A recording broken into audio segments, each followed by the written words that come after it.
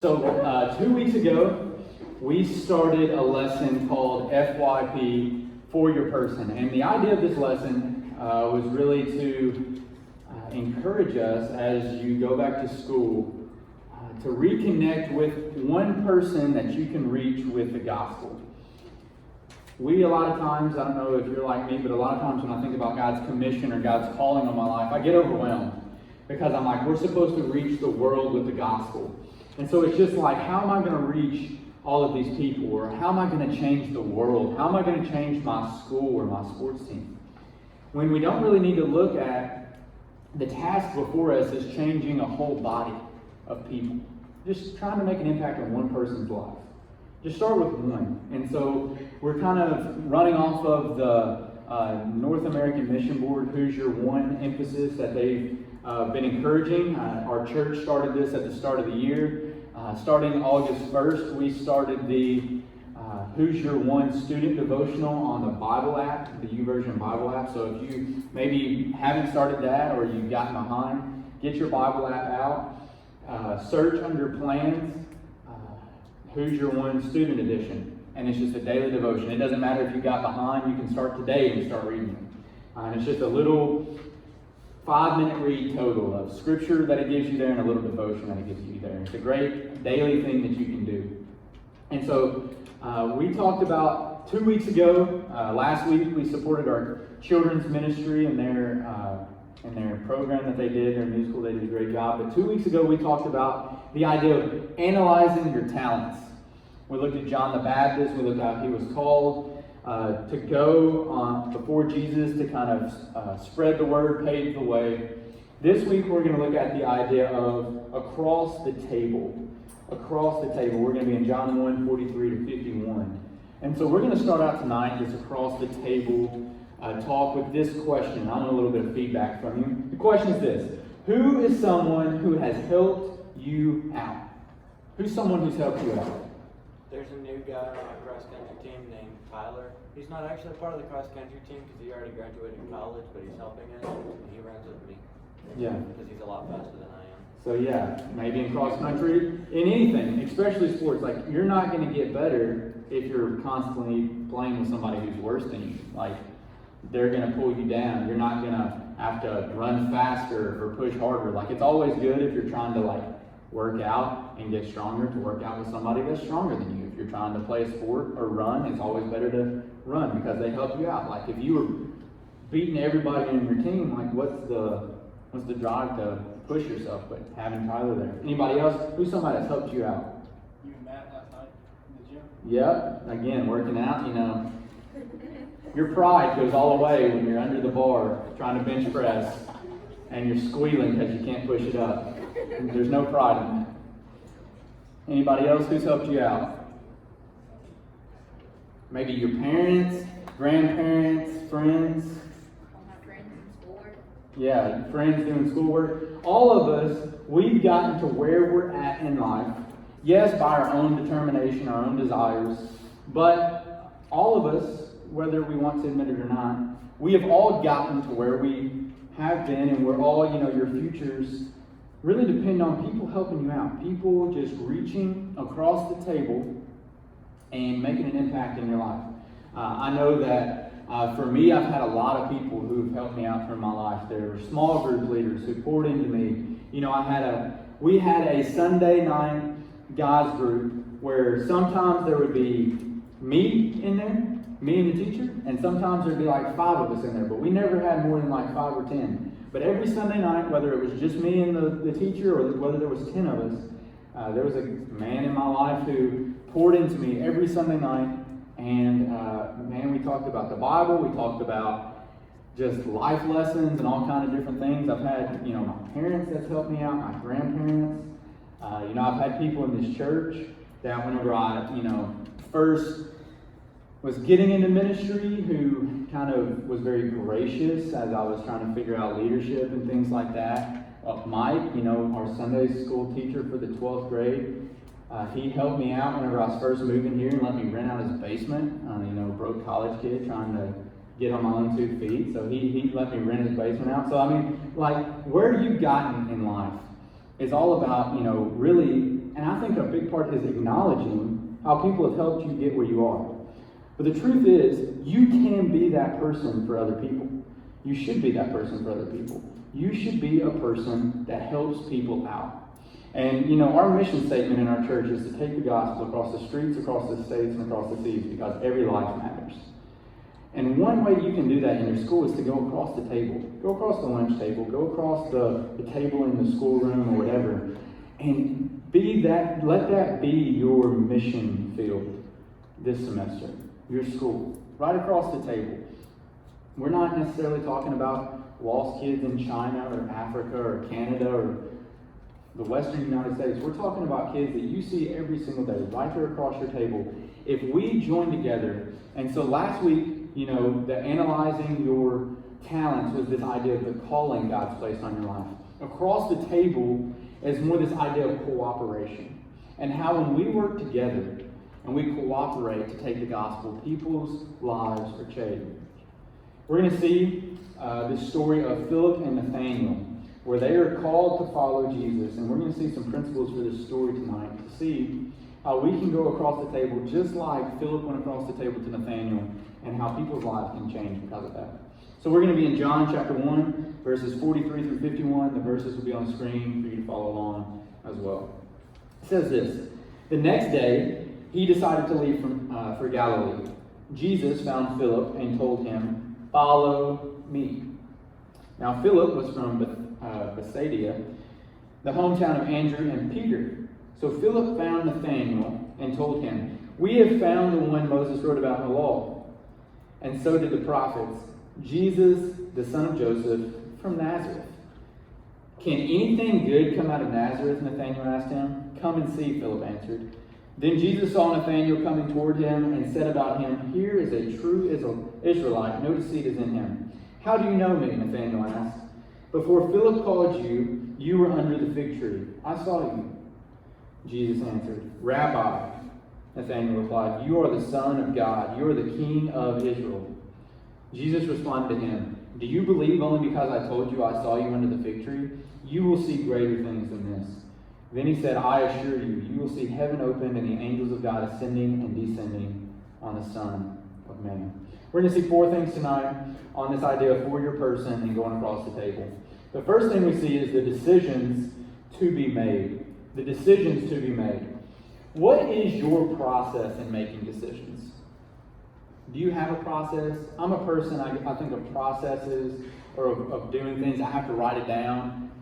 We've all you've probably heard me talk about the sticky notes, Post-it notes. I have a million of them. Like, as you can tell, like my lesson tonight started out on a Post-it note still in my Bible. All the lessons from like the past 3 years are in the back of my Bible. If you go in my office, my back wall is just covered in Post-it notes. Like, that's my process of how I think. That's my process of how I just work through things.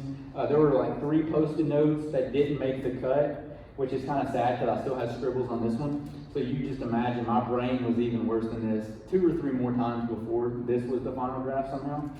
And so that's just how I work. Now, I don't necessarily write every decision down and cross it off, but I just I'm a very visual person. So I like writing it down and no, that don't look good, scratch it out, well, throw it away. How do y'all think? Do y'all have processes to make decisions? Pros and cons lists? You just think.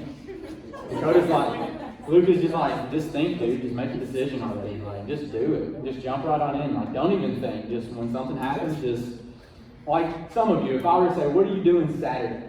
Some of you are "I don't even know what I'm doing when I leave here tonight." And then some of you are "Saturday, I'm going to do this, this, this, and this," and you have it scheduled out. Or if I were to say, "Hey, go with me to the lake and let's go kayaking on Saturday." Some of you could say, "All right, for sure." You put it down in your calendar. Some of you would be "I'll call you Saturday morning and see what's going on, and I may or may not make it out there." And you'll be "Yeah, I'll meet you at noon, and it's 2 o'clock," and you're "Oh, are we still doing that today?" Some of you, the way that you decide to do things is just different, right? Well, in following Jesus, we have to understand our processes, because we have to realize that's how we approach God a lot of times. Philip was called to follow him. And Philip, just like all the other apostles, they were in the middle of their life, just like you and I are in the middle of our lives. It wasn't like they were just sitting around saying "I can't wait for some kind of carpenter Jew to walk up to me and say to follow him, like, and they've just been sitting here their whole life for Jesus to do that. Like, they were in the middle of their careers, they were in the middle of their professions. A lot of them were with their families, like they had to take care of families, and literally this dude they didn't know walked up to them and said, "Follow me." And they just dropped everything. They left their families, they left their careers, they left their responsibilities, and they followed Jesus. But that was a decision they had to make. They realized that this dude, Jesus, was different from anybody else they'd ever met before. And they really believed he was going to make an impact in the world. And they wanted to be a part of that. And so they decided, we're willing to sacrifice whatever we have to so that we can go out. You and I have to do the same thing. We have decisions that we have to make. We have to decide, who do I want to be as I'm in high school? As I'm in 9th through 12th grade, as I'm making decisions. When I come to Revive, when I come to FBC Lex students, what do I want to do? What is my impact going to be while I'm here? When I leave here, when I go to my school, whether it's Scottsville High School, Lexington High School, who am I going to be? Am I going to be the same person I am when I'm here on Wednesday nights and Sundays? Or am I going to be a different person when I walk through the doors of the hallways? And whether we want to be, or whether we make that decision and we know we're making that decision, like a lot of times, we become more like chameleons, and we're one person when we're here, but when we get around our friends at school, we're a different person. We don't always stand up and lead how we need to. We don't always follow out our calling. We don't always look across the table and say, you know what, that person, they need Jesus.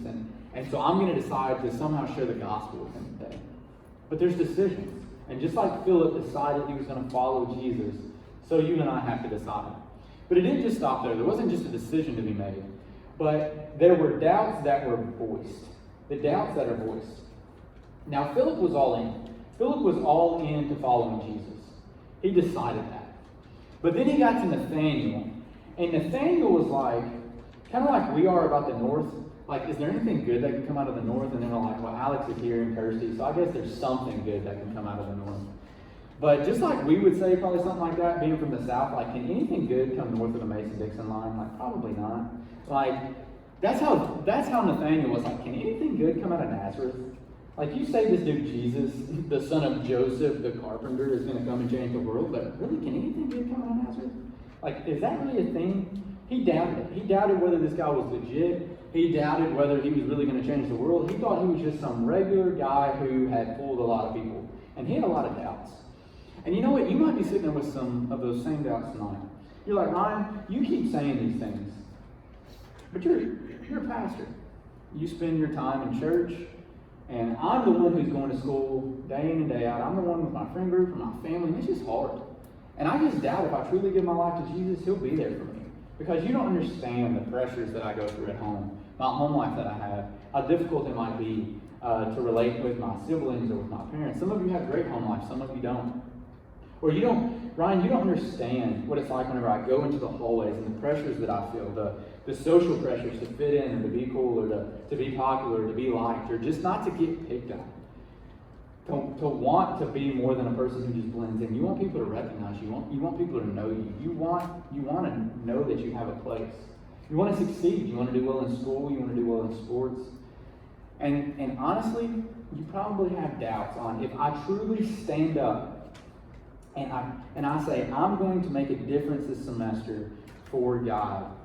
You doubt whether that can really happen. You doubt whether God could really use you. You doubt if God is who he says he is. And sadly, a lot of times when we have doubts as Christians, we run from them because we're afraid people are going to judge us. We're afraid that our pastors are going to judge us, or our parents are going to judge us, or whatever. And so we just kind of hide those doubts. God can handle your questions. God can handle your doubts. You don't see Jesus chastise Nathaniel and say, Nathaniel, who do you think you are? Yeah, I might be from Nazareth. My daddy might be a carpenter. But I could snap my fingers and you could turn into just a mist or a butterfly right now if I wanted to. Jesus didn't do that. Jesus said, you got doubts? Let me speak to your doubts. You don't think I am who I say I am? I wasn't even around, and guess what? Before Philip even talked to you, you were sitting under that tree. And he was like, whoa, wait a second. You saw me sitting under that tree and you were nowhere there? You're some kind of magician. You are the Messiah. He called him rabbi. And Jesus said, you think that's cool? Just wait. Just wait and see what you're about to see. You're about to see some crazy things. And Nathaniel, he did. He got front row seat to some of the greatest miracles that this world has ever seen. But it started with his doubts. And that's okay if you have doubts. But if you don't address them, and start working through them, then not only will you not be able to make an impact in other people's lives, in your person's life that God is laying on your heart, you won't be able to make an impact in your own life. Because you just never address, this is what I'm struggling with, this is what I can't answer, this question here, whatever it may be. Does God truly love me? Is God truly going to forgive me even though I continually mess up? Like, do I actually have the skills and abilities? Whatever question, whatever doubt it might be. Is Jesus who he says he is? That's who Nathaniel, that was his doubt, that was his question. Whatever it is, address your fears, address your doubts. So you have the decisions to be made, the doubts that are voiced. Third, the details that are given. So like, we don't necessarily see Jesus lay out to Philip and Nathaniel what's going to happen. Like, he doesn't say, all right, when you follow me, like in October, we're going to go over here to Bethlehem, and then like, we're going to circle back and do, like, he didn't really give him, like, we're going to walk through Samaria, and there's going to be a woman waiting at the well, but she's not going to be there till like next Thursday, so we need to wait till about noon to do that because it's going to be really hot, but she's going to be there, trust me. Like, he didn't lay out this plan. He didn't say like, this day they're going to kill this guy, and I'm going to be really sad about it because he was my friend, and so I'm going to go out in the wilderness and try to just rest for a second, but then like a crowd of probably like 5 to 10,000 is going to follow me, and then some kid's going to bring a Lunchable, and I'm going to feed like everybody, and you're going to be blown away. Like, he doesn't give these details of what's going to happen. But what he says is this: follow me. And you know what happened? The people trusted that you don't have to have all the details figured out in your life, that Jesus will still take care of you. Jesus will handle the details if you're just willing to say, yes, I will follow you. And you might be thinking, man, all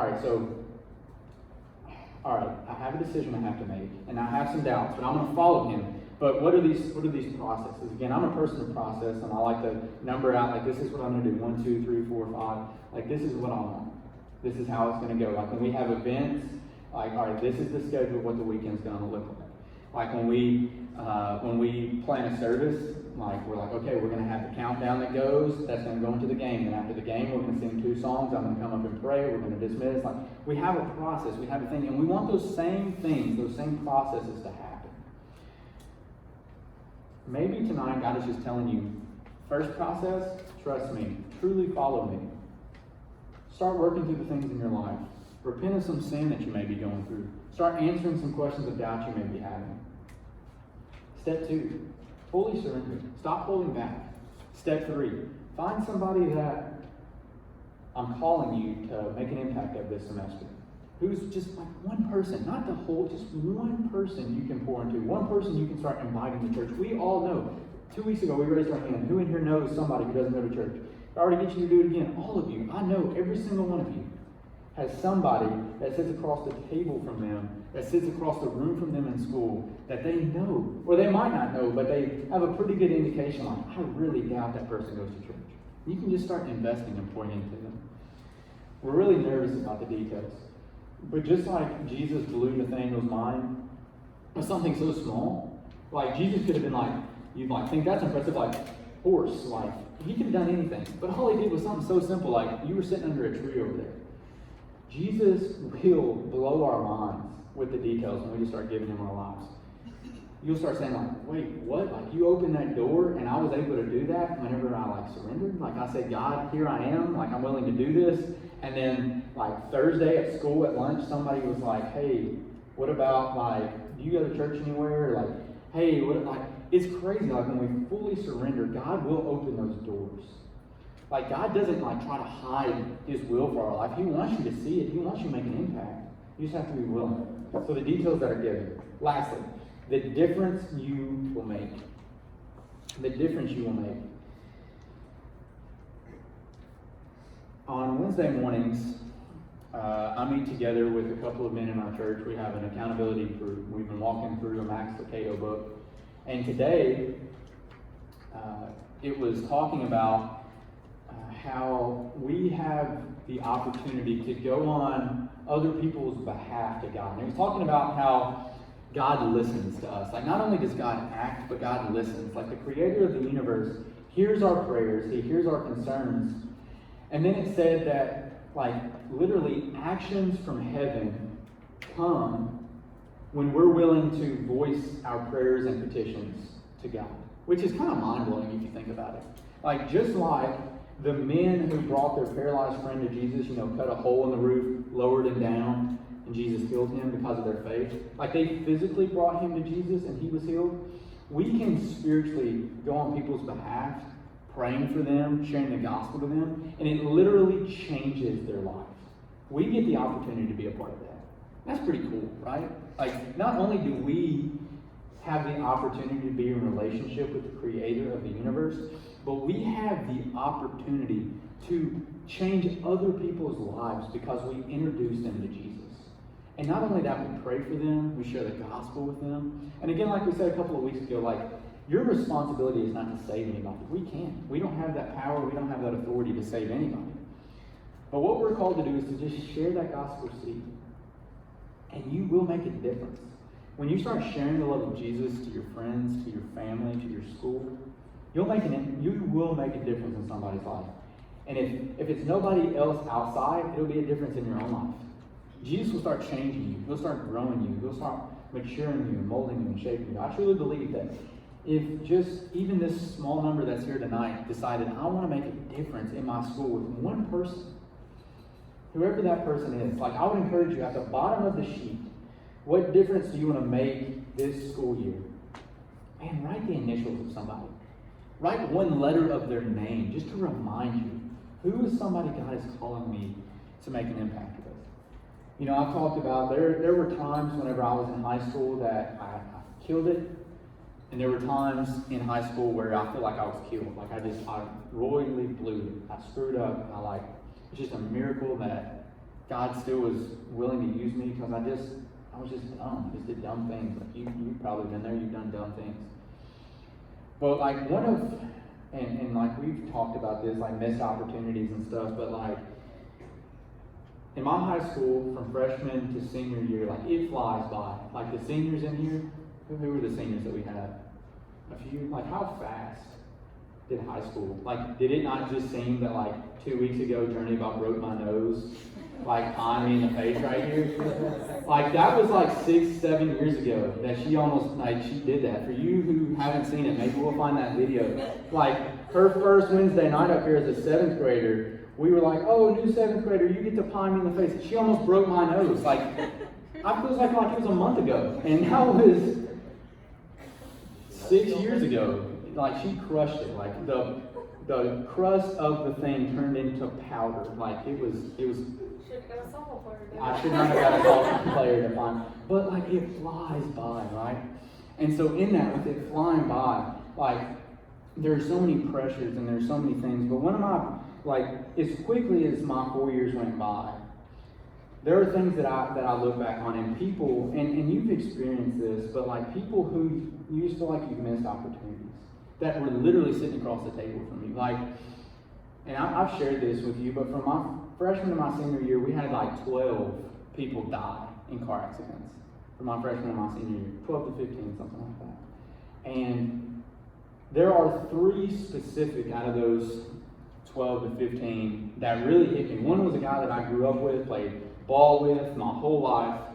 Went over to his house, he came over to a friend's house, like we spent a lot of time together. He died a week after he turned 16. I was 15. So 15, up to that point, I had been a professed Christian for at least 9 years, been in church 15 years, 9 months, because I went to church literally my whole life. And I never asked that guy one time anything about his eternal salvation. And that really, like, crushed me when he died. It just did. And still today, like, I don't know. And I'll never, like, have peace about that. Like, I know that it's not my only responsibility, but, like, I don't know. And then, like, there were these 2 girls who were, again, popular girls, sat across, like, literally, like, beside me. Like, one girl sat, like, right here, and the other girl sat in the desk behind me in biology class. Both of them, 4th of July weekend, drunk driver, gone. I have no idea. I never once asked them. I never once shared Jesus with them. I never asked them if they went to church. And those are 2. Again, it wasn't my sole responsibility to share Christ with them. Who knows? But I was there. I was across the table with them. I sat in church every Sunday and Wednesday and heard people say, hey, take the gospel to people. And yet those are three people that my conscience weighs heavy on because I knew what I was supposed to do and I was just scared. I never picked up the torch and ran with it. And you're not going to be able to share the gospel to everybody. You're not. But you can make an impact in one person's life. If I would have chosen to say, hey, Chase, like, do you go to church anywhere? Do you want to come to church with me? Like, we're having, like, pizza or whatever. We're hanging out. Like, you can come stay the night with me on Saturday night and come with me Sunday. Like, I did that with some people. But I never did it with them. You have that person in your life, like, hey, you know, come with me. We'll go to Arby's afterwards or something. I don't know. But there's somebody that you can make an impact in. Again, don't try to change the school. Don't try to change the world. Just think of one person. Again, just write their initials. One letter of their name right here. Just something to remind you. Because I truly believe that God is calling you. No matter what you've gone through, no matter what you've experienced, no matter how bad you messed up, God has called you to make an impact in somebody's life. And you don't know what one conversation could do to that person. How you bring them to church one time could change your life forever. While there are at least 3 mistakes that weigh heavy on me, there are a lot of people who I did ask if they went to church anywhere. And there were a lot of people who I did have over to my house on Saturday night, whose family didn't go to church and who did get saved and who were still in church. And I thank God that I had the opportunity, a small role in their eternal salvation, and we're still seeing fruits from that. There are several names that I can name of you, of people who I did reach out to. But sadly, like anything else, like you don't always focus on the successes. You wish you could have went back and fixed the failures. And if there's anything that like I could go back and do, it would be share the gospel as fervently as I could for those 3. And I don't want you to have those same regrets of saying, you know what, I knew that like in August 2020, God was calling me to share the gospel to blank, and I never did, and now I question that. What would be cool is in like November, if you could say, hey Ryan, you know how we had that series like 2 months ago? Well, they were my person, and they're here tonight. And they're going to hear the gospel because I've been pouring and praying for them for 2 months. Or what would be even better is if in like December, you could stand beside me in the baptism waters while we're baptizing one of your friends because you shared the gospel with them and they got saved. Now their life is forever changed because of that. Like, how awesome would that be? If you had the opportunity to share the gospel, somebody got saved and you were able to literally stand in the waters with them while they got baptized. God is ready to make a movement in Henderson County. And I truly believe He's waiting on some of you to step up and to lead. He wants to pour out power. He wants to start pouring out a revival, but it starts with us. For your person, for you, for your school. And it starts across the table. It's not you going to Osceola, Arkansas, or Panama City Beach, or Brazil. It's you going to Lexington High School, Scottsville High School, looking across the table, looking at the person you've probably known your entire life and saying, what do you think it takes for a person to go to heaven? What, do you go to church anywhere? Like, hey, why don't you come to church with me next Wednesday night? It's that easy. Start praying for it now and see if anything changes. But again, we always talk about, you can't make an impact in your person's life if your life hasn't been changed. And tonight, if you're sitting here and you don't know where your eternal security is, just like Jesus looked out to Philip and Nathanael and said, follow me, He's looking out to you tonight. He's saying, follow me.